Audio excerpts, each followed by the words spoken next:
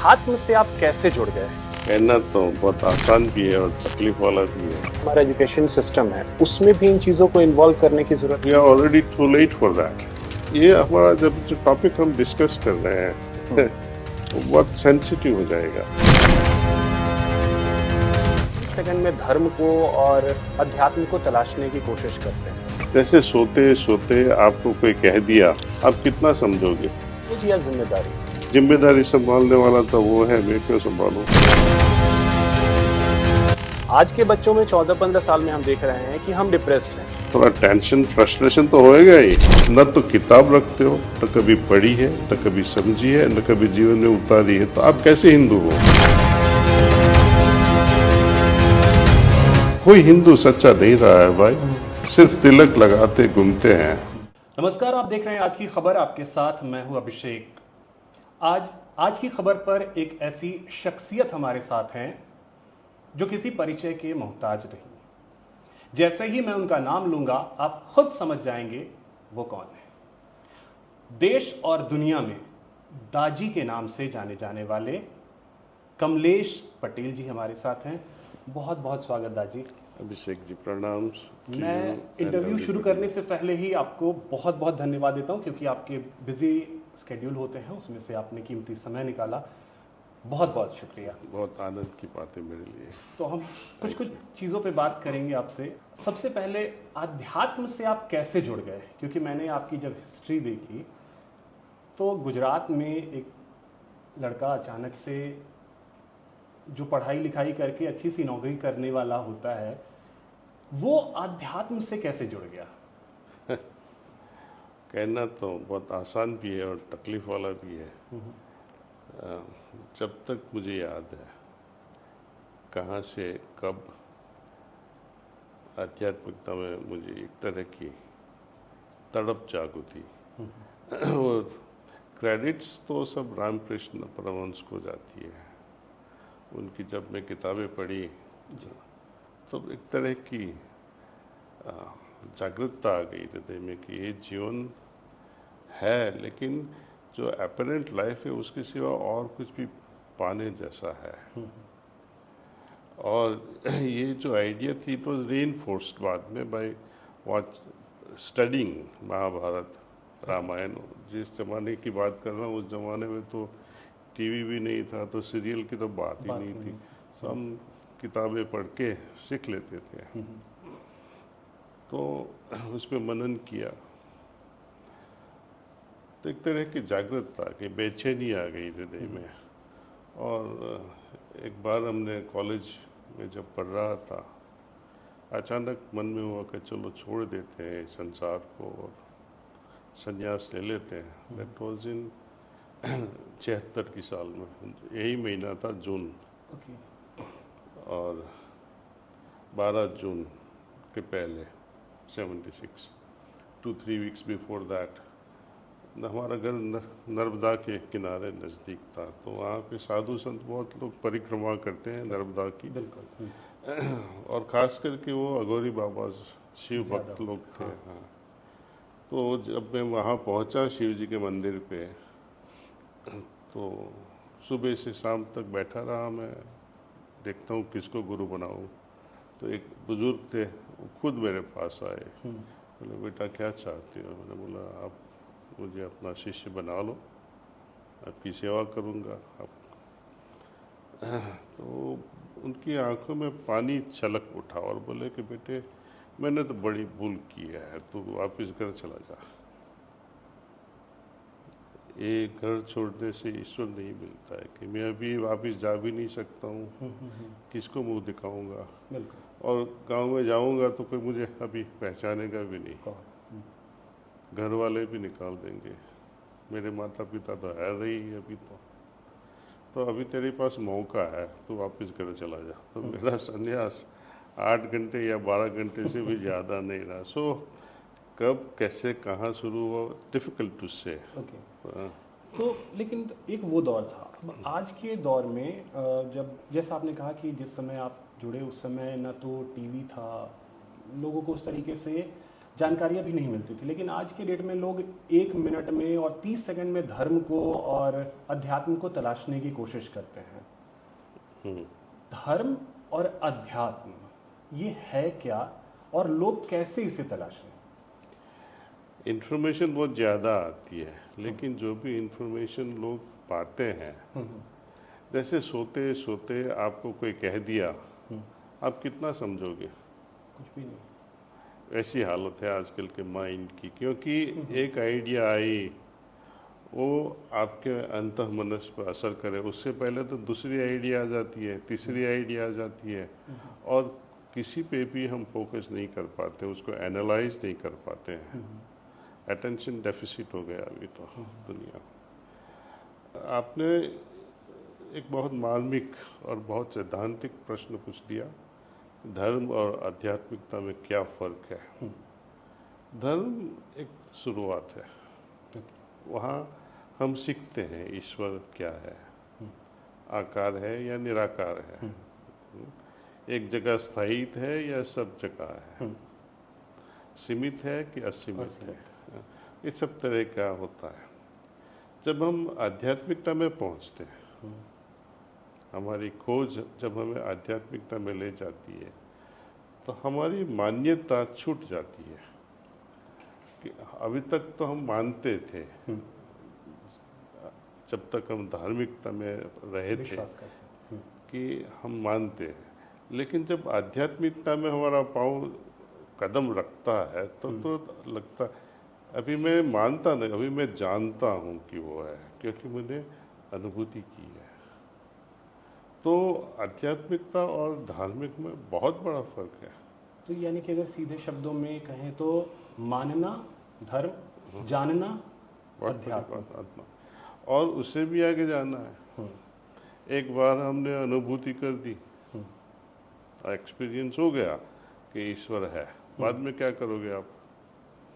मान्यता भी है, आपने मान लिया कि ईश्वर है, क्या इससे सब कुछ हो गया? नहीं हुआ। उससे हमने माना कि यहाँ पे कुछ बड़ा ट्रेजर है, और ट्रेजर को ढूंढने जाओगे या नहीं आप? आपने पा भी लिया, बाद में क्या करोगे? अनुभूति भी हो गई, एक बार की अनुभूति या एक साल की अनुभूति, लेकिन दिल और तड़पेगा। क्यों? एक उदाहरण के रूप में आपको बताऊं कि आप अपने मित्र के वहाँ, उनका प्राइवेट आइलैंड है, 3 महीना 6 महीना वहाँ रह गए, उनकी हॉस्पिटलिटी यू एंजॉयड, मज़ा किया, आपको लगेगा मेरा दोस्त बहुत अच्छा है, मित्र, और लेकिन अंदर एक ख्वाहिश रह जाती है कि शायद मैं भी उनके जैसा होता। तो एक तरह की हॉस्पिटलिटी की अनुभूति और एक तरफ बन जाना, ऐसे रईस, वेरी वेल्दी पर्सन, वो दो बात है। समझ के रहे हैं कि दिव्यता की अनुभूति एक चीज़ है, खुद दिव्य बनना ये कुछ अलग है, वो आध्यात्मिकता से भी परे है, और उसको भी छोड़ देना। कई लोग बोलेंगे कि अब तक कितने पहुंच गए, अभी छोड़ने की क्या बात आ गई? क्योंकि एक तरह का बोझ बन जाता है, कुछ बनना वो भी बोझ बन जाता है। बोझ या जिम्मेदारी? जिम्मेदारी तो नहीं, जिम्मेदारी संभालने वाला तो वो है, मैं क्यों संभालूं? ये भी तो घमंड है। नहीं, क्योंकि जैसे हम जिस तरीके से आगे बढ़ते हैं, लोग हमसे जुड़ते जाते हैं। आज आपसे करोड़ों लोग जुड़े हैं, करोड़ों लोग आपको मानते हैं, वो आपको पिता तुल्य मानते हैं, वो आपकी जिम्मेदारी भी होगी। ये मेरी जिम्मेदारी नहीं है, मेरे थ्रू जो काम हो रहा है, मालिक जो कर रहे हैं, उसमें मैं सिर्फ इंटरफियर नहीं होता हूँ। जो लोग पाते हैं हमारे साथ बैठ के ध्यान में जी, वो उनकी मेहनत से पाते हैं, उनकी श्रद्धा से पाते हैं। ईश्वर भी किसी की जिम्मेदारी नहीं लेते हैं, तो हम कौन लेने वाले हैं? आप देखो, ईश्वर लॉर्ड कृष्ण थे, किसकी जिम्मेदारी थी? उन्होंने किसी की भी नहीं। धर्म की। धर्म वो तो उनका, वो था ही था, ये तो सबका है धर्म। तो वो that is fundamental, to side with the right. जो सत्य है उसके साथ साइड करो, वो तो है ही है। लेकिन उन्होंने किसी की भी साइड नहीं ली। लोग समझते हैं पांडवों की साइड नहीं, नो, पांडवों ने कृष्ण की साइड ली, धर्म की साइड लिए, इसलिए विक्ट्री हुई है। बहुत लोग आते हैं, उनमें से हजारों में से एक या दो को अच्छा फायदा होगा, बाकी के उम्मीदों से रह जाते हैं, क्योंकि वो करते नहीं है जो कहा गया है, वो करते नहीं है, तो फायदा कैसे होएगा? जब आध्यात्मिकता में आते हैं, एक बार, दो बार, तीन बार, चार बार आप उनकी परीक्षा कर लो गुरु की, और जो प्रैक्टिस है, योगिक प्रैक्टिस, उसकी परीक्षा की जाए। देखो इससे क्या हम में परिवर्तन आते हैं, और ये परिवर्तन से मेरे हृदय में शांति की अनुभूति होती है या नहीं? नहीं होती है तो छोड़ दो, बाद में ब्लेम किसी को मत करो। हम जब कुछ रह जाता है, हम में कुछ कमियां हो जाती है, तो हम गुरु को पॉइंट नहीं कर सकते। हम जब पूरी फर्ज अपनी निभाते हैं, बाद में ये राइट कि मैंने सब कुछ किया लेकिन उन्होंने मुझे आगे नहीं पहुंचाया।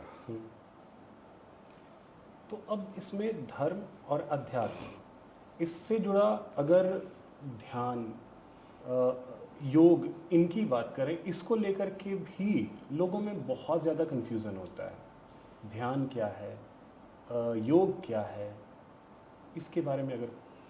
योग एक तरह से कहे तो हमारा ध्येय है, ध्यान एक तरीका है। और ध्यान क्या है? ध्यान, हमारे संस्कृत में भी जितने शब्द है वो संधि से बने हैं। ध्यान की संधि हम तोड़े तो लगता है धी प्लस यान। धी का मतलब है, जो गायत्री मंत्र में है, धी दो समय आते हैं, धीमहि धियो यो नः प्रचोदयात्। धी का मतलब है अल्टीमेट विजडम, और यान का मतलब है व्हीकल। जो व्हीकल या साधन मुझे वहाँ तक पहुँचा सके, उसका नाम ध्यान। इतना तो समझ में आ गया। लेकिन जिस व्हीकल को आगे चलाना है, इवन ऑर्डिनरी व्हीकल्स, कार, इतनी एनर्जी, बैटरी हो या सीएनजी हो या पेट्रोल, कुछ एनर्जी इनपुट चाहिए। जब हम ध्यान करते हैं तो वो ध्यान में हम आगे किसको पहुंचाते हैं? चेतना को। और चेतना को पुश करने के लिए कौन सी शक्ति चाहिए, कौन सी ऊर्जा चाहिए जिसकी वजह से वो आगे बढ़े? उससे भी सूक्ष्म होनी चाहिए वो, और चेतना से सूक्ष्म तक पहुंचने वाला कौन हो है? Only a man who has reached there. So with the capacity of such a person, he introduces this energy, that ऊर्जा हमारे हृदय में पहुंचाते हैं, जिसकी अनुभूति होती है। इसलिए मैं कॉन्फिडेंस से कहता हूँ, जो भी बंदा ये ध्यान करता है इस ऊर्जा के साथ, प्राणाहुति के साथ, उसको अनुभूति होके ही रहेगी, गारंटीड। बस जो कहना है करना पड़ेगा, बस। और ये मतलब जो आज के दौर में, ख़ास करके मैं युवाओं के लिए थोड़ा सा आपसे समझना चाहूँगा कि युवाओं को जो जानकारियाँ मिलती हैं वो व्हाट्सएप से मिलती हैं, और उसी पे वो ट्रस्ट करते हैं। उसमें ध्यान को लेकर भी जानकारी होती है, अध्यात्म को लेकर के भी जानकारी मिलती है, उसमें ईश्वरत्व को लेकर के भी जानकारी मिलती है, सारी चीज़ों की जानकारी मिलती है। उस पर ज़्यादा भरोसा होता है, रेदर देन कि वो किताब नहीं पढ़ना चाहते। आपने भी लगभग 4 किताबें लिखी हैं, 4 किताबें लिखी हैं। आज के युवा क्या करें, कैसे वापस उस किताब की तरफ मुड़ें जहां उन्हें जानकारी तो कम से कम सही मिले? उनके लिए तो मैं इतना ही कह सकता हूँ, आप अपने भविष्य के लिए सोचो। आपका भविष्य नहीं, आपकी फैमिली के भविष्य के बारे में, कि आपके आने वाले पुत्र हो या बेटियां हो और ग्रैंड चिल्ड्रन हो, आपकी जो रहनी करनी है अब की, आपकी जो मनो हालत है, वो यदि उनमें भी जेनेटिकली ट्रांसफ़र हो गई तो आप खुश होंगे? जिस तरह की आपकी लाइफस्टाइल अभी है, वो लाइफस्टाइल आपके ग्रैंड डॉटर को बख्शिश करोगे? व्हेन यू आर 80, मैं सब युवाओं को बोलता हूँ, आप जब 80 साल के हो जाओ ईश्वर की मेहरबानी से, और जो अभी आप यूथ में जो चीज़ कर रहे हैं, अपनी ग्रैंड डॉटर उस समय 14-15 साल की होगी तो उसका आपका क्रेडिट कार्ड दे के बोलोगे जाओ मैं जो करता था वो करके आओ? कभी कभी नहीं। तो आप अपने माँ बाप को इतना क्यों दुख देते हो? और इसमें तो आपका ही डिस्ट्रक्शन हो रहा है, आपकी फैमिली ही डिस्ट्रॉय हो रही है फॉर मोमेंटरी प्लेजर्स। थोड़ा गर्व, थोड़ा अभिमान, थोड़ा घमंड, इससे तो कुछ होने वाला नहीं है। इससे चेंज योर लाइफ ट्रैक, जिससे आपको हमेशा के लिए सुख मिले, चैन मिले। तो फ्यूचर को देखो एंड एडजस्ट लाइफ नाउ। यदि हमारा प्रेजेंट जो है, अभी का काल, यदि हमने कुछ भूतकाल में नहीं किया होता तो आज हम कुछ नहीं बन पाते। मैंने मेडिसिन नहीं पढ़ा होता तो डॉक्टर नहीं बन पाता, ठीक से पढ़ाई नहीं की होती तो फेल हो जाता। तो आज जो मैं हूँ, वो मैं अतीत का परिणाम हूँ, और जो भविष्य बनेगा वो मुझसे ही बनने वाला है, मेरे कर्मों से बनेगा। तो आप ऐसा सोचो कि मुझे भविष्य अच्छा बनाना है मेरी फैमिली के लिए, तो थोड़ा बलिदान तो देना पड़ेगा। और ध्यान अगर कोई करता है, ध्यान से हमारे शरीर पे क्या कोई मतलब वो कहते हैं ना कि कोई रोग व्याधियां हैं, उस पे भी कोई असर पड़ता है?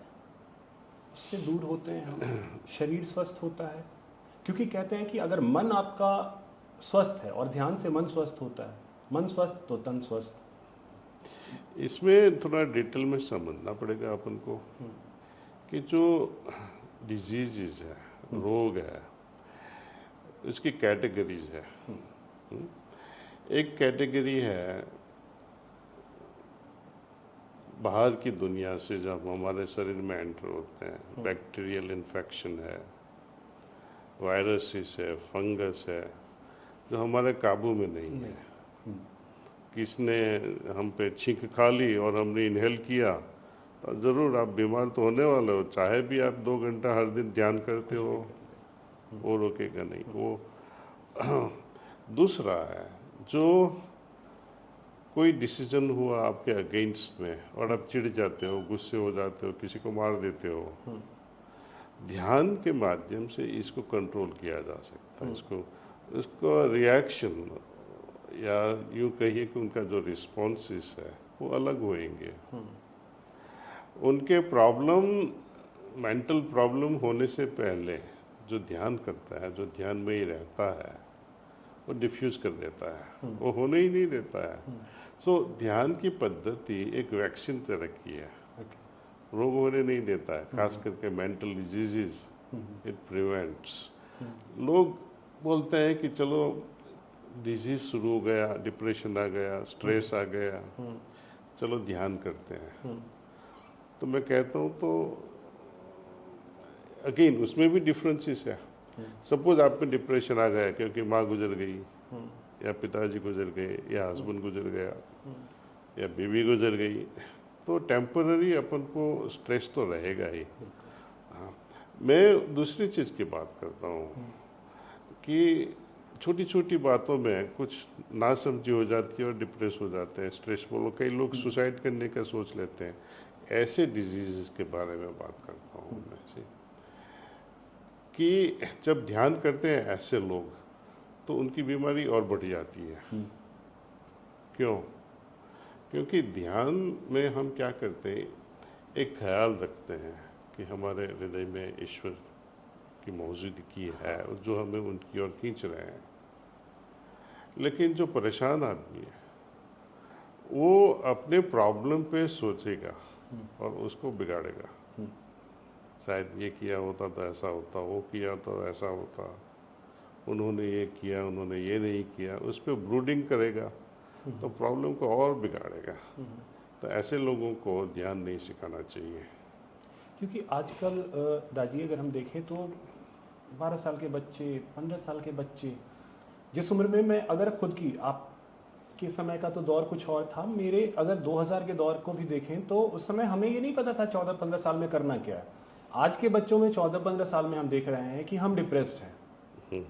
मतलब एक बंदा खुद ये बोल रहा है कि मैं डिप्रेशन में हूँ। ये कैसे और क्यों, और इसका निदान क्यों? क्योंकि हमें अपने जनरेशन को अगर संभालना है तो उन बच्चों को इन चीज़ों से दूर करना होगा।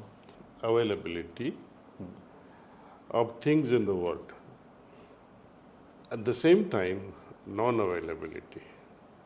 अवेलेबल तो है लेकिन मेरी ताकत नहीं है उसको पाने की। दुनिया में बहुत चीज़ हो रही है अभी। दूसरा, दुनिया में ट्रांसफॉर्मेशन भी इतना फास्ट हो रहा है। टेक्नोलॉजी ट्रांसफॉर्मेशन, एजुकेशन में भी ट्रांसफॉर्मेशन इतना जल्द हो रहा है कि इसके साथ कोप अप करना भी मुश्किल है। आपके फैमिली में भी आप देखो, मन बार बार और लोग बदलते रहेंगे, आप कब तक सहन करोगे? अभी हम प्लान कर रहे हैं कि यहाँ जाना है, वहाँ जाना है, बाद में कोई बोलेगा, भाई आके बोलेगा नहीं वहाँ जाना है, भाभी बोलेगी वहाँ जाना है, माँ बोलेगी काशी जाना है। थोड़ा टेंशन, फ्रस्ट्रेशन तो होएगा ही। बाली उम्र में 12, 13, 14 साल, उनको क्या पता है आईफोन लेना है, सैमसंग लेना है, कौन सा सॉफ्टवेयर डालना है, कौन सी साइट पे जाना चाहिए, कौन सी साइट पे नहीं जाना चाहिए, है ना। All this social medias are bombarding, comparison starts. इतनी छोटी उम्र में हमने उनको इतना कुछ दे दिया। We can not blame technology. Technology is like a knife, आप यूज करो cutting vegetables, but when you give a small knife to a 3-year-old, naturally he is going to get hurt. Direct result of giving something to youngsters when they are not ready, it's parents' work. तो क्या आप मानते हैं कि आज के दौर में जो हमारा एजुकेशन सिस्टम है उसमें भी इन चीज़ों को इन्वॉल्व करने की ज़रूरत है, चाहे वो अध्यात्म हो, ध्यान हो? आध्यात्मिकता है, ध्यान है, योग है, इनको इन्वॉल्व किया जाना चाहिए सिलेबस में। अरे भाई, we are already too late for that. जैसे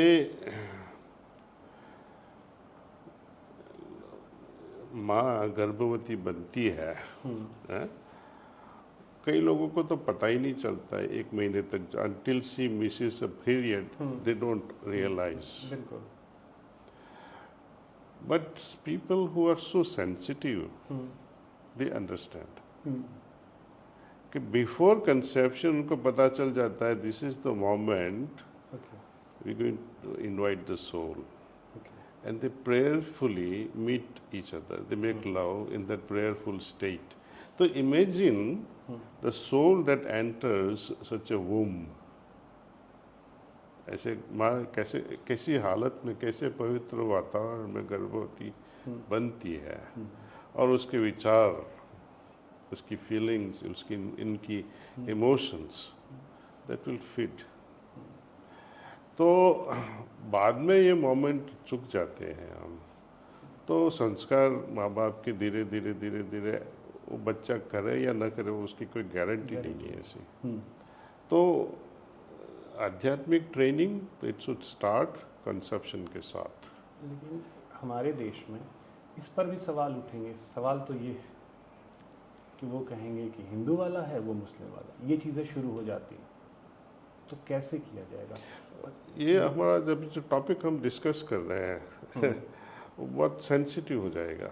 हाँ नहीं, इसलिए मैं मतलब क्योंकि ये तो इंसान के लिए है, ये मैसेज कैसे जाए? देखो मैं आपको बताता हूँ कि यदि प्रेम है, हम्म सच्ची में प्रेम है, hmm versus it is it your hormones that is calling for the meeting of another person. Hmm, इस उम्र में बच्चे तय नहीं कर पाते हैं बिल्कुल कि मेरे लिए अच्छा है कि बुरा बुरा है। है। हम्म खासकर even if Hindu marriage A Hindu but with a wrong intention, hmm forget Hindus and Muslim, I don't say कि all are bad, hmm but if in the absence of true love, hmm even within the community, hmm, it works like a poison. और जो वर्तमान परिदृश्य है उसमें भी, क्योंकि हम अगर देखें तो कई फ्रंट पे युद्ध वगैरह भी चल रहे हैं, उन देशों को भी थोड़ा सा संभलने की ज़रूरत है। मैसेज क्योंकि हम ही वो देते हैं, हम वसुधैव कुटुंबकम की बात करते हैं और हम ये चाहते हैं कि दुनिया शांति से जिए।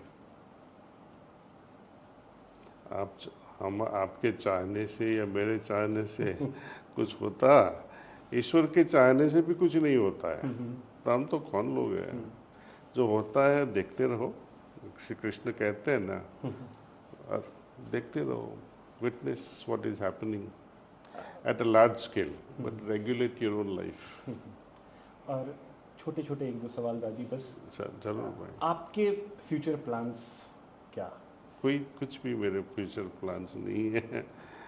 मैं प्लान्स में तो कह नहीं सकता हूँ, लेकिन एक ड्रीम कहो, माई माई ड्रीम, कि दुनिया में सब लोग ध्यान करें। हम सोचते हैं कि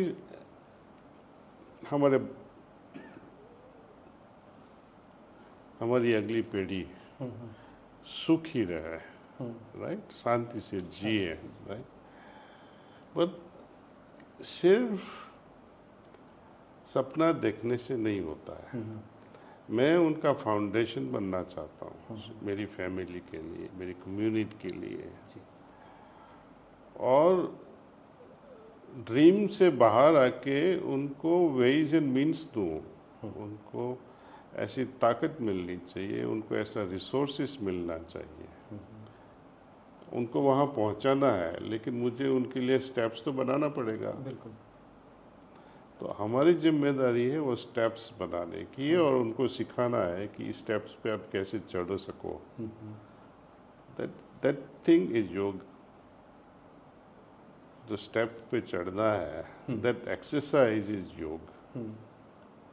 लेकिन यही है कि आज का जो यूथ है उस तरफ मुड़ना ही नहीं चाहता, एक रियलिटी। क्योंकि मैं अगर पत्रकारिता में हूँ, कई जगह पे जाकर के अगर जब मैं उनसे बात करता हूँ, उनके लिए ये महत्व ही नहीं रखता है। उन्हें जोड़ना क्या आगे चुनौती होगी? डिस्कशन से ही होगा, क्योंकि उन्होंने जितना झूठापन देखा है धर्म में, वो उब गए हैं। पंडित जी कुछ बोलते हैं, मंदिर में कुछ करते हैं, बाहर कुछ होता है, तो कौन उसको मानेगा बाद में से? तो यूथ के लिए एग्जाम्पल्स जिसको वो फॉलो कर सके वो नहीं है, इसलिए वो फ्रस्ट्रेट हो जाते हैं। जब माँ बाप को भी पूछता है लड़का या लड़की, माँ तू मानती है ईश्वर में? हाँ मानती हूँ। आगे पूछो क्यों मानती हो? तो बोले मेरी माँ ने सिखाया। तो बच्चे समझ लेते हैं कि ये तो अंधी श्रद्धा है। तो इसलिए मैं यंगस्टर्स को कहता हूँ कि आप सही में सच हो, एटलीस्ट आप में झूठापन नहीं है। अपने बुजुर्ग लोग हैं, वो मानते आए हैं, वो तो बड़ी अच्छी बात है, श्रद्धा से मानते आए हैं, लेकिन एक खामी रह गई उनमें, एक तरह की, क्यों सिर्फ मानते ही रह गए, जानने की कोशिश नहीं की। उन्होंने अनुभूति की बात नहीं की। संतोष हो गया, मान लिया, और सबसे बड़ी वीकनेस है तो ईश्वर में नहीं मानते हैं बच्चे लोग, और प्रामाणिक है। वो बोले मैं नहीं मानता हूँ। क्यों नहीं मानता है? मैंने अनुभव नहीं किया है साहब, मैं क्यों मानूं? तो योग पद्धति से खास करके ये जो सहज मार्ग की ध्यान की पद्धति है उसको हम अनुभव करवाते हैं और धीरे धीरे धीरे धीरे उनके मन में परिवर्तन आने लगता है कि यस, मानने से कोई फायदा नहीं है, उनकी अनुभूति से ही फायदा होगा और उससे ही अपना जीवन बदलेगा। दूसरी चीज बताता हूँ, धार्मिक लोग जो है सो कॉल्ड धार्मिक है ही नहीं, कोई मानता नहीं है कृष्ण की बात, कोई भी नहीं, राम की बात भी कोई नहीं मानता है। आप अध्याय नंबर 10 पढ़ो, श्लोका नंबर 20। श्री कृष्ण कहते हैं मैं हर एक प्राणी के हृदय में हूँ। राम भी लक्ष्मण को सिखाते हैं सीक्रेट ऑफ ईश्वर, वो सबके हृदय में है। आप वेद उपनिषद पढ़ोगे, एक भी जगह पे मंदिर का शब्द आया ही नहीं है। आपने पढ़े हैं? नहीं, मैंने उनका पाठ नहीं किया। मैं भगवत गीता और इनका वेद भगवत गीता में भी उसका जिक्र नहीं है, मंदिर का नहीं, सहज भी नहीं, एक भी जगह पे नहीं है। तो आज के यूथ को एक रिसर्च करनी चाहिए कि हमारे देश में सनातन धर्म की परंपरा में एक कब से इसकी शुरुआत हुई, क्यों हुई और ये डाइवर्जन क्यों हुआ, जिनको हम अंतर्यामीन कहते हैं,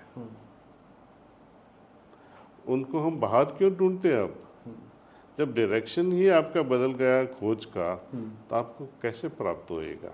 आज के दौर में जैसा सनातन को जानने से पहले, जैसा आपने कहा जानना, जो कुछ लोग मानने वाले हैं और सो कॉल्ड जो अपने आप को बहुत बड़े धुरंधर कहते हैं कि हमसे बड़ा ज्ञाता सनातन का कोई है नहीं, उनके वही शॉर्ट्स और रील्स सुबह और शाम बच्चों के फ़ोन पे आते हैं। बच्चे तो उसी को मान रहे हैं कि नहीं, वही तो गलती है। मैं जितने अपने पार्लियामेंट में देखो या पूरे देश की स्टेट असेंबली को देखो, आपकी न्यूज़ चैनल को ये स्टैटिस्टिक्स जानने की ज़रूरत होएगी और करनी भी चाहिए। सभी मेंबर ऑफ पार्लियामेंट को पूछो आपके घर में वेद है, वेद की किताबें हैं, कितने उपनिषद हैं, आपको पता हो, एक उपनिषद का नाम बताओ, एक श्लोक बोल के बताओ मुझे। वो बोलेगा तो उसका अर्थ क्या है, आपने उसको जीवन में उतारा है। तो आप कैसे, न तो किताब रखते हो, न कभी पढ़ी है, न कभी समझी है, न कभी जीवन में उतारी है, तो आप कैसे हिंदू हो। कोई हिंदू सच्चा नहीं रहा है भाई, सिर्फ तिलक लगाते घूमते हैं। बोलते हैं ना कबीर साहब, बगल में छुरी, आगे तो बोल नहीं पाता हूँ मैं। नेताजी, लेकिन समस्या यही है कि कैसे, क्योंकि हमें अपने देश का भविष्य भी संवारना है। जिसे रामकृष्ण परमहंस हो, विवेकानंद हो, महात्मा गांधी हो, उन्होंने जो सपना देखा पूरा तो उसे करना है। नहीं, वो एक तरह का सिग्नल, वो पॉइंटिंग फिंगर है, चलना तो हमें ही पड़ेगा। हाँ, उन्होंने दिशा दिखाई, हमें चलना है। हम भी वही करेंगे, दिशा दिखा, करना तो आपको ही है, सबको ही करना है। देखो कृष्ण कहते हैं कि हर प्राणी को, जब वो कहते हैं हर प्राणी को इंक्लूडिंग मनुष्य, हर प्राणी को में चूहा भी और बंदर भी, सभी को सुख चाहिए, कंफर्ट चाहिए।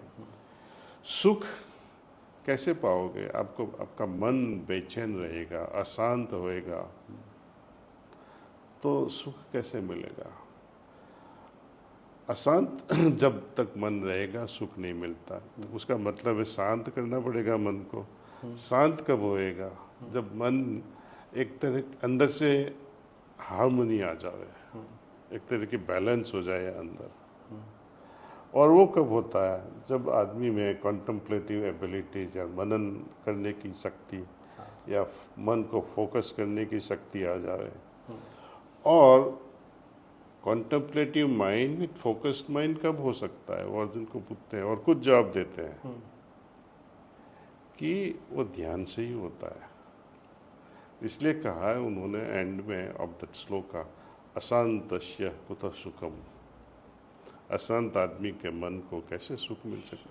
तो शांत और शांति के लिए ध्यान ही है। हमारे चैनल के माध्यम से दादी क्या संदेश देना चाहेंगे आज के यूथ को और हमारे देश की आवाम को? ये आखिरी सवाल मेरा होगा, क्या संदेश देना चाहेंगे? ये फिर से देखो और समझो हम अभी तक क्या बता चुके।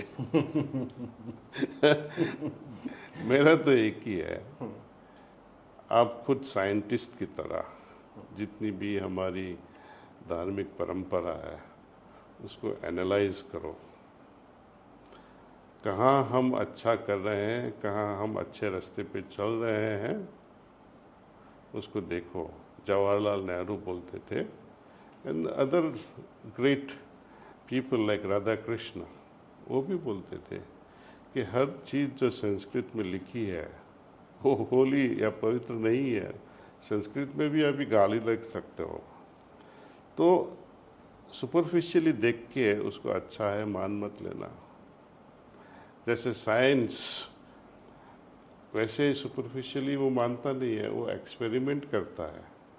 आपका हृदय एक लेबोरेटरी जैसा है, आप साइंटिस्ट हो, अपने हृदय में ध्यान का एक्सपेरिमेंट करो, देखो क्या होता है, ईश्वर की अनुभूति होती है या नहीं होती है। उस पर आप खुद नक्की करो कि मुझे करना चाहिए या नहीं करना चाहिए, एक्सपेरिमेंट करो। Thank you. बहुत शुक्रिया दादी, बहुत शुक्रिया, कीमती वक्त आपने निकाला, इसके लिए बहुत बहुत धन्यवाद। तो ये थे हमारे साथ दादी।